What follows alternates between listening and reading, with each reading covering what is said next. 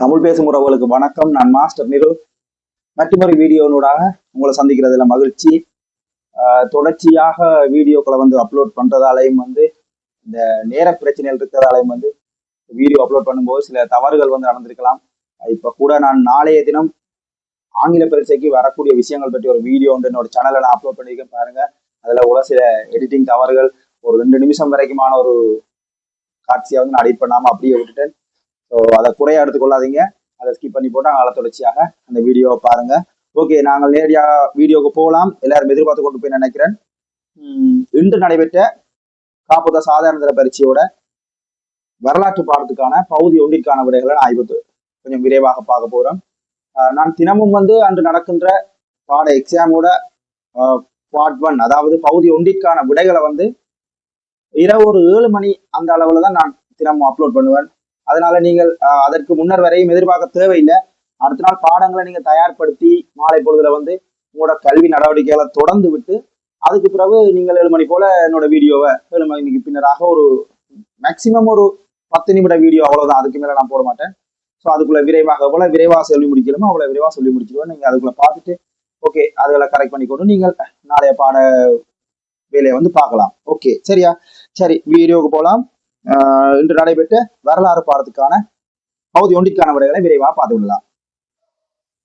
முதலாவது வினா, இலங்கையின் வரலாற்றை கற்பதற்கு உதவும் மகாநாம தேரரால் எழுதப்பட்ட இலக்கிய மூலாதாரம் எது? இரண்டாவது விடை சரி, மகாவம்சம். இரண்டாம் கேள்வி, செப்பனிடப்பட்ட கருங்கல் தூண்களில் எழுதப்பட்டுள்ள எழுத்தாவணம் எப்பேரால் அழைக்கப்படுகிறது? அது தூண் கல்வெட்டு. ஒரு அட்டவணைக்குள்ளேயே அந்த விடை தரப்பட்டிருக்குது, தரம் 10 பாடப்புத்தகத்துல. மூன்றாவது விடை, பின்வருவனவற்றுள் வரலாற்றுக்கு முற்பட்ட காலத்தில் மரணித்தவரின் சடலத்தை அடக்கம் செய்தல் தொடர்பில் சான்றுகள் கண்டெடுக்கப்பட்ட இடம். இந்த கேள்வி கொஞ்சம் தெளிவில்லாம இருக்கிறதாக தோணுது எனக்கு. வரலாற்றுக்கு முற்பட்ட காலம் என்று சொல்றபடியா ரஞ்சாமடம் மயானம் வராது விடையாக. அது முன் வரலாற்று காலத்துக்குரிய மயானம் தான். இதுல ஒரு மயக்கம் இருக்கிறது. நீங்கள் சரியான விடை உங்களுக்கு 100% சரியாக தெரிஞ்சா கமெண்ட்ல சொல்லுங்க. என்னை பொறுத்த வரைக்கும் இரத்தினபுரி ரத்தினக்கல் சுரங்கம் அப்படின்னு சொல்லி நான் நினைக்கிறேன். 2வது விடை சரியாக இருக்கும் அப்படின்னு சொல்றேன். ஏன்னு கேட்டா அந்த பாடத்தின் முன்பகுதியிலே அதை பற்றிய விடயங்கள் சொல்லி இருக்குது. இரணைமடி படிவுக்குரிய சரளை படிவுகள் அது விடையாக வராது. இரத்தினபுரி இரத்தினக்கல் சுரங்கம் அல்லது கித்துல்கல வெளிவன குகைகளை கூட வரலாற்றுக்கு முற்பட்ட கால மக்கள் வாழ்ந்திருக்கிறார்கள். 1வது விடை கூட சரியாக இருக்கலாம், 1 அல்லது 2ஆக இருக்கலாம். 3ஆம் கேள்விக்கு. 4ஆம் கேள்வி, புராதன காலத்தில் கிராம குளங்களை பராமரிக்கும் பணி ஒப்படைக்கப்பட்டிருந்தது. 2ஆம் விடை சரி, கமிகவிடம். 5ஆம் கேள்வி, புராதன இலங்கையில் காசு அச்சிடும் பிரிவினரின் தலைவரை குறிக்க கல்வெட்டுகளில் பயன்படுத்தப்பட்ட பெயர்.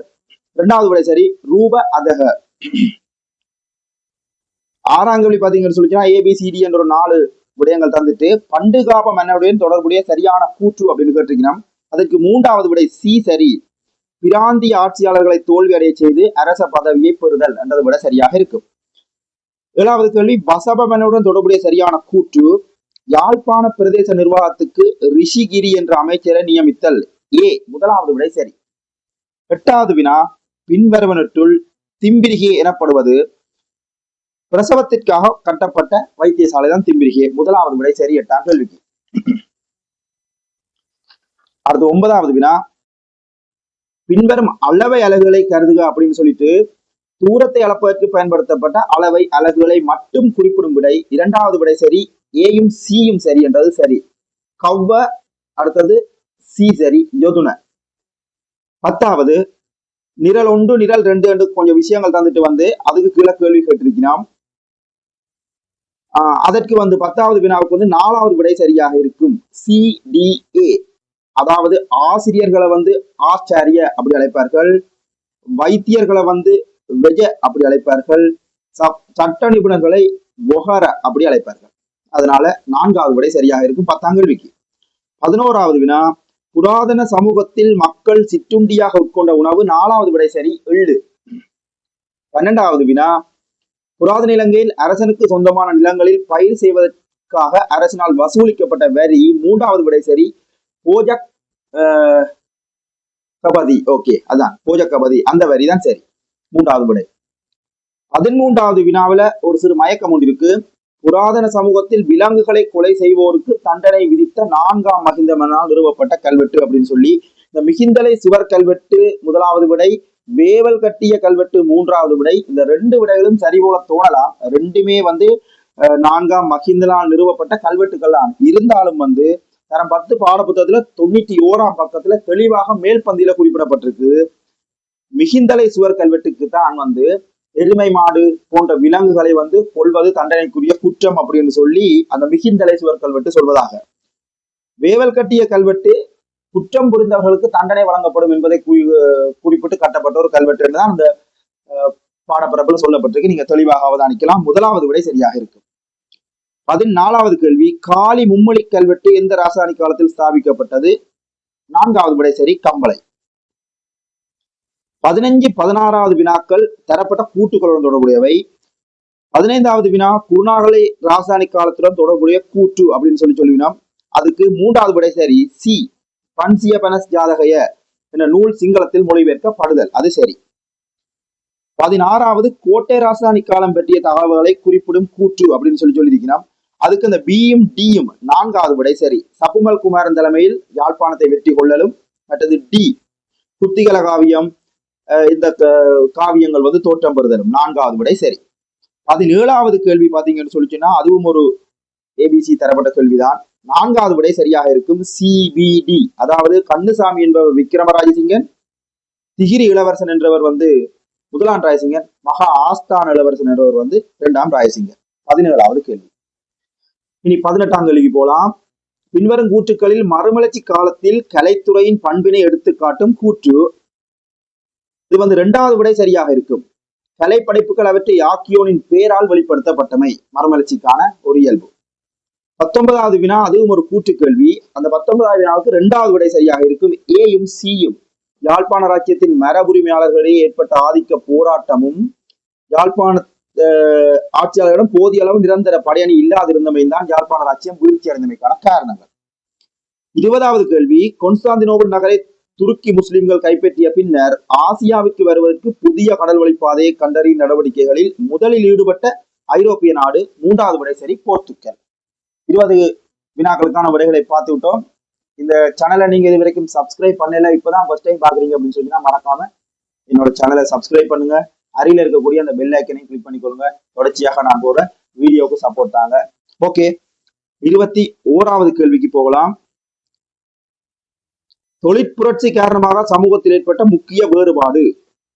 அதுக்கு 4வது விடை செல்வந்த வகுப்பினரும் பாட்டாளி வகுப்பினரும் தோற்றம் பெற்றமை சரியாக இருக்கும். 22வது கேள்வி அது ஒரு ஏபிசி கூற்றுதான். அதுல ஜோன் கே என்பவரின் உற்பத்தி மற்றும் அதனுடன் தொடர்புடைய கைத்தொழில் பற்றிய தகவல்கள். 2வது விடை சரி, ஏயும் ஈயும். அதாவது பறக்கும் நூனாளி நெசவு, அதுதான் ஜோன் கேவுடன் தொடர்புடைய விடை.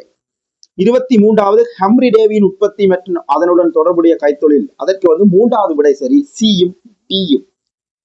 ஹம்ரி டேவி பாதுகாப்பு விளக்கு, அது நிலக்கரி சுரங்கங்களில் பயன்படுத்தப்பட்டது. 24வது கேள்வி, பின்வரும் பிரித்தானிய தூதுவர்கள் கண்டிக்கு வருகை தந்த காலத்திற்கேற்ப ஒழுங்குபடுத்தப்பட்ட கூற்று. 3வது விடை சரி, சிஏபி. அதாவது ஜோன் பைபஸ் முதலாவதா வந்தது, அதற்கு பிறகு ஹியூ ஒயிட் வந்தார், அதுக்கு பிறகு 3வதா தான் ரோபர்ட் ஆண்ட்ரூஸ் வந்தார். 25வது வினா, இந்தியாவுக்கு வருகை தந்த ஆங்கிலேயர் 18ஆம் நூற்றாண்டில் நடுப்பகுதி வரை இலங்கை பற்றி கவனம் செலுத்தாமைக்கான முக்கிய காரணம் அப்படின்னு சொல்லி கேட்டிருக்கிறோம். இதற்கு 2 விடைகள் சரி போல தோன்றுகிறது. முதலாவது மற்றும் 4வது விடைகள் சரி போல தோன்றுகிறது. சில நேரம் அங்க பேப்பர் டிஸ்கஷன்ல 2 விடைகளும் சரி என்றோ இல்லாட்டி ஓப்பனாகவோ கொடுக்கறதுக்கு வாய்ப்பு இருக்கு. ஏன்னு சொல்லிச்சுன்னா 4வது விடை பொருத்தமாக இருக்கும், பாட புத்தகத்திலே இருக்குது. ஆங்கிலேயர் இந்தியாவில் பலமான ஆதிக்கத்தை கட்டி எழுப்பவில்லை. ஏன்னு கேட்டா போர்த்துகேயர் ஒல்லாந்தர்கள் கரையோரங்கள், இலங்கையின் கரையோரங்கள்ல போர்த்துகேயர் ஒல்லாந்தர்கள் ஆதிக்கம் இருந்ததால இந்தியாவில் ஒரு பலமான ஆதிக்கத்தை கட்டி எழுப்பாமையால இலங்கை மீது கவனம் செலுத்தவில்லை என்ற ஒரு விஷயம் 4வது விடை பாடப்புத்தகத்துல இருக்குது. முதலாவது விடை கூட சரியாக இருக்கலாம். இலங்கையின் முக்கியத்துவம் பற்றி அக்காலத்தில் ஆங்கிலேயர் தெளிவான விளக்கம் பெற்றிருக்காமை கூட சரியாக இருக்கலாம்.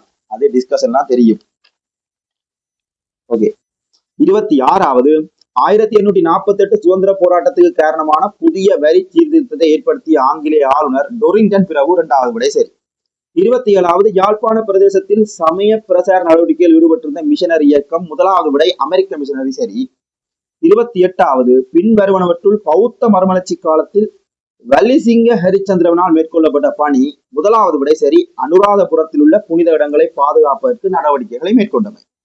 29வது வினா அது ஒரு அட்டவணை கேள்வி பாத்தீங்கன்னு சொல்லி சொன்னா 3வது விடை சரியா இருக்கும் BAD. அது என்னன்னு சொல்லி சொன்னா பெரிய புராணத்தை வசன நடையில் எழுதியவர் வி ஆறுமுக நாவலர், இலங்கை தேசிய சங்கத்தை உருவாக்கியவர் பொன்னம்பலம் அருணாச்சலம், மத்ராச பாடசாலைகளை புனரமைப்பு செய்தவர் சித்திலப்பை அப்படின்னு சொல்லி வரும். 30வது வினா பாத்தீங்கன்னு சொல்லி சொன்னா அதுலேயும் ஒரு சிறு சந்தேகம் இருக்கிறது. 2 விடைகள் சரியாக தோணலாம். பின்வருவற்றுள் கோல்புருக் சீர்திருத்தம் மூலம் அறிமுகம் செய்யப்பட்ட பொருளாதார சீர்திருத்த ஆலோசனை யாது அப்படின்னு சொல்லி கேட்டிருக்கணும். பொருளாதார சீர்திருத்த ஆலோசனை அப்படின்னு சொல்லும் போது அரசின் வர்த்தக ஏகபோகத்தன்மையை இல்லாது ஒழித்தல், அது பொருளாதாரம் தொடர்பான சீர்திருத்த ஆலோசனை. சட்ட ஆக்க கழகம் சட்ட நிர்வாக கழகம் தாபித்தல் பொருளாதாரத்துக்கு வராதுன்றபடியா அது விடை சரியாக இருக்காது. 2வது விடை சரியாக இருக்கலாம். சில நேரங்கள்ல நாங்க டிஸ்கஷன்ல 3வது விடையும் கூட சரி கொடுக்கப்படலாம். ஆனா மிகவும் பொருத்தமான விடை 2வது தான்.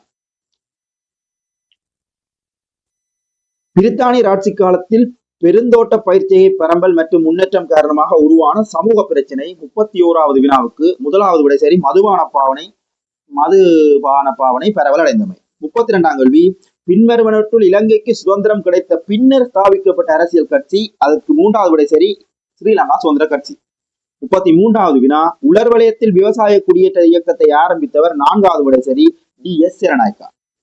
34வது வினா மகாவலி அபிவிருத்தி திட்டத்தின் கீழ் கட்டப்பட்ட முதலாவது நீர்த்தேக்கம், அதற்கு முதலாவது விடை சரியாக இருக்கும் விக்டோரியா நீர்த்தேக்கம் என்பது.